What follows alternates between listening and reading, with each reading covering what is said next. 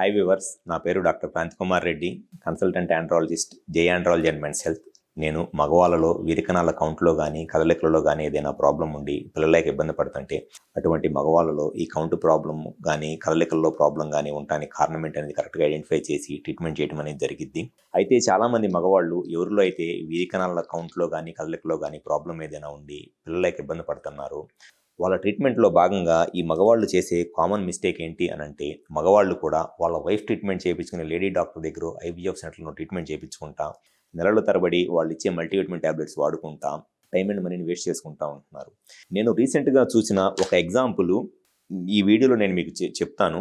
నేను రీసెంట్గా ఒక 1 వీక్ బ్యాక్ చూసిన ఒక పేషెంట్, అతనికి యాక్చువల్గా వ్యారికోసిల్ ప్రాబ్లం ఉండి అతనికి స్పెర్మ్ కౌంట్ అనేది చాలా తక్కువగా ఉంది. సరే, అతనికి వ్యారికోసిల్ ప్రాబ్లం ఉంది అనేది ఆ పేషెంట్కి కూడా తెలియదు.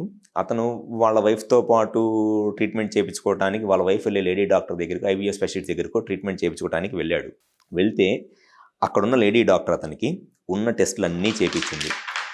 Semen test, hormones, scrotal scan, prostate scan, ఇంకేదో క్రోమోజోమ్ టెస్ట్, అన్ని టెస్టులు చేయించింది. అన్ని టెస్టులు చేయించిన తర్వాత అతనికి స్పెర్మ్ కౌంట్ ఒక 45-50 మిలియన్ స్పెర్మ్ కౌంట్ ఉంది.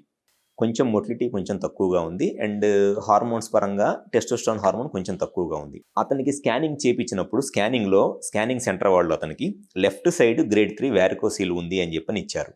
సో వ్యారికోసిల్ అనేది స్పెర్మ్ కౌంట్లో కానీ లేకపోతే స్పెర్మ్లో కదలికల్లో కానీ తక్కువగా ఉండడానికి వ్యారికోసిల్ అనేది ఒక మెయిన్ రీజన్.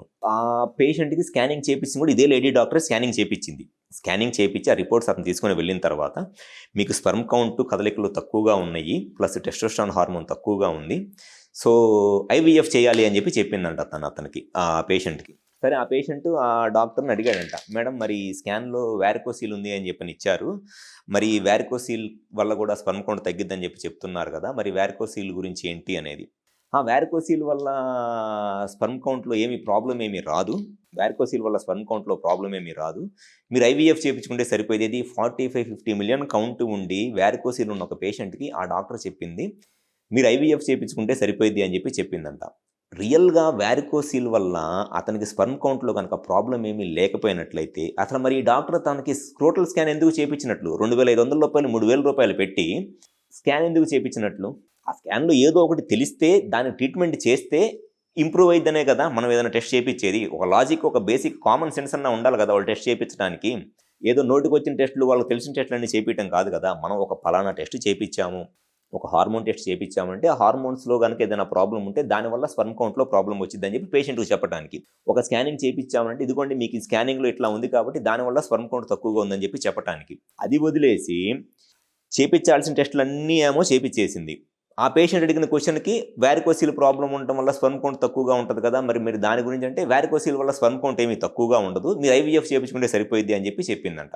మరి ఆ పేషెంట్ అడిగాడంట, మరి వ్యారికోసిల్ మరి ఎందుకు స్కానింగ్ చేయించారు మీరు నాకు? మరి నాకు ఈ స్కానింగ్ చేయించుకోవడానికి 2,500-3,000 రూపీస్ డబ్బులైనవి, ఈ స్కానింగ్ అసలు అవసరం లేదు, ఉపయోగం లేదు అంటున్నారు కదా, ఈ స్కానింగ్ ఎందుకు చేయించారని చెప్పి పేషెంట్ అడిగితే ఆ పేషెంట్ మీద రివర్స్లో హార్ష్గా మాట్లాడుతుందంట. మాకే టెస్టులు చేయించాలో మాకు తెలియదా, నువ్వు చెబుతావా అని చెప్పేసి. అంటే డబ్బులు ఇచ్చి టెస్టులు చేయించడానికి ఏమో పేషెంట్ కావాలి, పేషెంట్ అడిగిన క్వశ్చన్స్కి ఆన్సర్ చెప్పడానికి మట్టికి వాళ్ళ దగ్గర రీజన్ ఉండదు, ఏమీ ఉండదు.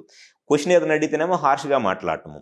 వాళ్ళకి, ఆ లేడీ డాక్టర్స్కి పైసా కూడా తెలియదు. పేషెంట్కి స్పెర్మ్ కౌంట్ తక్కువగా ఉండటానికి రీజన్ ఏంటో తెలియదు, అసలు స్పెర్మ్ కౌంట్ ఎట్లా వచ్చిందో తెలియదు, ఆ హార్మోన్స్ని ఎలా చూడాలో తెలియదు, వ్యారికోసిల్ వల్ల ఏమైందో తెలియదు, ఏమీ తెలియదు. పేషెంట్ వచ్చాడా, మనకు తెలిసిన టెస్టులన్నీ చేయించామా, దాంట్లో మనకు డబ్బులు వచ్చినాయా, ఫైనల్గా వాడికి ఐవీఎఫ్ చేయాలని చెప్పి చెప్పామా, అంత మట్టికే. కానీ వాళ్ళకి అసలు న్యాచురల్గా ప్రెగ్నెన్సీ రావడానికి ఏం చేస్తే బెటర్గా ఉంటుంది అనేది వాళ్ళు అసలు ఏం ఆలోచించరు. అంత దారుణంగా ట్రీట్మెంట్ చేస్తారు. మీరు కనుక మగవాళ్ళు కనుక స్పెర్మ్ కౌంట్లో ఏదైనా ప్రాబ్లం ఉండి లేడీ డాక్టర్నో ఐవీఎఫ్ సెంటర్లో కనుక కన్సల్ట్ అయితే వాళ్ళు చేసే దారుణమైన ట్రీట్మెంట్కి ఇది నేను రీసెంట్గా జస్ట్ ఒక 1 వీక్ బ్యాక్ చూసి నాకు ఎగ్జాంపుల్. ఆ పేషెంట్ నా దగ్గరికి వచ్చి కన్సల్ట్ అయ్యి చెప్పిన తర్వాత నాకు తెలిసింది. నేను చెప్పిన ఈ టాపిక్ని నేను 100% ఇది జెన్యూన్గా చెప్తున్నా. ఆ పేషెంట్ డీటెయిల్స్, రిపోర్ట్స్, ఎవ్రీథింగ్ నా దగ్గర ఉంది.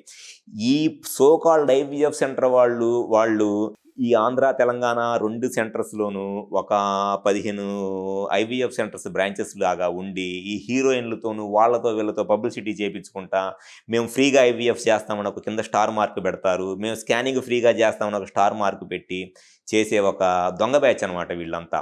వాళ్ళకేం లేదు. వాళ్ళని పేషెంట్స్‌ని జెన్యూన్‌గా ట్రీట్మెంట్ చేసి డబ్బులు తీసుకోవడం కాదు వాళ్ళు చేసేది. విపరీతమైన పబ్లిసిటీ చేసేసి, మేము ఇది ఫ్రీగా చేస్తాం, అది ఫ్రీగా చేస్తాం. వాళ్ళు రూ. 1000 టెస్ట్ ఫ్రీగా చేసి మీ దగ్గర నుంచి రూ. 50,000 ఐవీఎఫ్ అవసరమైన ఐవీఎఫ్‌లు, ఐయూఐలు చేపించుకునే ఒక దొంగ బ్యాచ్ అనమాట వాళ్ళంతా. ఆ పేషెంట్ డీటెయిల్స్ నా దగ్గర ఉన్నాయి. సరే నేను ఓపెన్‌గా పేరు చెప్పట్లేదులే. ఎందుకంటే కొన్ని వాళ్ళకి బేసిక్ ఎథిక్స్, కామన్ సెన్స్ లేకపోయినా నాకున్నది కాబట్టి నేను పేరు చెప్పట్లా. నాకు ఆ డాక్టరు తెలుసు. ఆమె ఎంత లావు, ఆమె ఎంత క్యాపబుల్లో నాకు తెలుసు. ఆమె కెపాసిటీ, క్యాపబిలిటీ ఏంటో కూడా నాకు తెలుసు. సో, ఎవరైతే మగవాళ్ళు ఈ స్పెర్మ్ కౌంట్‌లో గనక ఏదైనా ప్రాబ్లమ్ ఉంటే మీరు ఒక ఆండ్రాలజిస్ట్‌ని కన్సల్ట్ అవ్వండి. మీకు ఈ స్పెర్మ్ కౌంట్‌లో ప్రాబ్లమ్ ఉండటానికి కరెక్ట్‌గా కారణం ఏమిటి? రీజన్ ఏమిటి? మీకు ఆ రీజన్‌కి ట్రీట్మెంట్ చేస్తే కౌంట్ పెరగడానికి ఎంత ఛాన్స్ ఉంది ఏంటనేది క్లియర్‌గా చెప్తారు. అంతేగాని మీరు ఏదో మీ వైఫ్ వెళ్తుంది కదా! వాళ్ళ దగ్గరే నేను కూడా చూపించుకుంటా కదా! అని చెప్పి ఐవీఎఫ్ అంటున్న లేడీ డాక్టర్ దగ్గర చూపించుకున్నారనుకోండి, వాళ్ళకి వచ్చిన టెస్ట్‌లన్నీ చేపిస్తారు. మళ్ళీ ఆ టెస్ట్‌లో మీరు ఒక క్వెషన్ రివర్స్‌లో ఏదైనా తిరిగి ఆ టెస్ట్‌లో చేపించుకున్న దానికి దీనికి రీజన్ ఎక్స్‌ప్లనేషన్ చెప్పమంటే రివర్స్‌లో మీ మీదే సీరియస్ అవుతారు. ఇది నేను నిన్న రీసెంట్‌గా ఒక 1 వీక్ బ్యాక్ చూసిన ఒక ఎగ్జాంపుల్. నాకు వీడియోలో మీతో షేర్ చేసుకోవాలి అనిపించింది కాబట్టి నేను షేర్ చేసుకుంటున్నాను. Thank you.